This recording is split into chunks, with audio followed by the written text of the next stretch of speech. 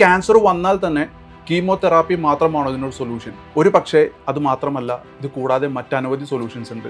അതിലൊന്നാണ് ഹോമിയോപ്പതി. നമുക്ക് അതിനെക്കുറിച്ച് ഡോക്ടർ യദുവിനോട് ചോദിക്കാം. ഞാനൊരു ഹോമിയോപ്പതി ഡോക്ടർ ആണെങ്കിൽ തന്നെ I am not supporting homoeopathy. ഞാനൊരു അലോപ്പതി സിസ്റ്റത്തിനെയോ അല്ലെങ്കിൽ ആയുർവേദം അങ്ങനെ ഒരു സിസ്റ്റത്തിനെ ഞാൻ സപ്പോർട്ട് ചെയ്യുന്നില്ല. ഒരു ഡോക്ടർ എന്ന നിലയിൽ നമ്മൾ ചെയ്യേണ്ടതെന്ന് വെച്ചാൽ ഒരു ഗൈഡ് ലൈൻ ആണ്. കാരണം ആൾക്കാരെല്ലാവരും കൺഫ്യൂസ്ഡാണ്. അവർക്ക് നാളെ എന്ത് ചെയ്യണം എന്നറിയാൻ പാടില്ല. കുടുംബത്തിലുള്ള ക്യാൻസർ വന്നു കഴിഞ്ഞാൽ ആൾക്കാർക്ക് എന്ത് ചെയ്യണം എന്നുള്ളൊരു കൺഫ്യൂസ്ഡ് സ്റ്റേജിലായിരിക്കും ആൾക്കാർ നിൽക്കുന്നത്. പൊതുവെ പല പല അഭിപ്രായങ്ങൾ വരും. കുടുംബക്കാർ പറയും അത് ചെയ്യണം ഇത് ചെയ്യണം എന്ന് പറയും. പിന്നെ ആൾക്കാർ ഗൂഗിൾ നോക്കും, യൂട്യൂബ് നോക്കും, ക്യാൻസറിന് ട്രീറ്റ്മെൻറ്റ് ഉണ്ടോ എന്ന് നോക്കും. അത് കഴിയുമ്പോൾ അതിനുള്ളൊരു സജഷൻ പറയുന്നത് കീമോതെറാപ്പിയാണ്. അങ്ങനെയാണ് ആൾക്കാർ കീമോതെറാപ്പിയിലോട്ട് പോകുന്നത്. എൻ്റെ പേഴ്സണൽ അഭിപ്രായം ഞാൻ പറയുന്നത്, ക്യാൻസർ വന്നു കഴിഞ്ഞാൽ നമ്മുടെ ട്രീറ്റ്മെൻറ്റ് സ്റ്റാർട്ട് ചെയ്ത് കഴിഞ്ഞിട്ട് ഒരു മാസം ഒന്ന് നോക്കുക. വേറെ പ്രശ്നങ്ങളൊന്നും ഇല്ല എങ്കിൽ ഹോമിയോപ്പതി ട്രീറ്റ്മെൻറ്റ്, കാരണം സൈഡ് എഫക്റ്റ് ഇല്ല, ആ ട്രീറ്റ്മെൻറ്റ് പോകുന്നതായിരിക്കും ഏറ്റവും നല്ലത്.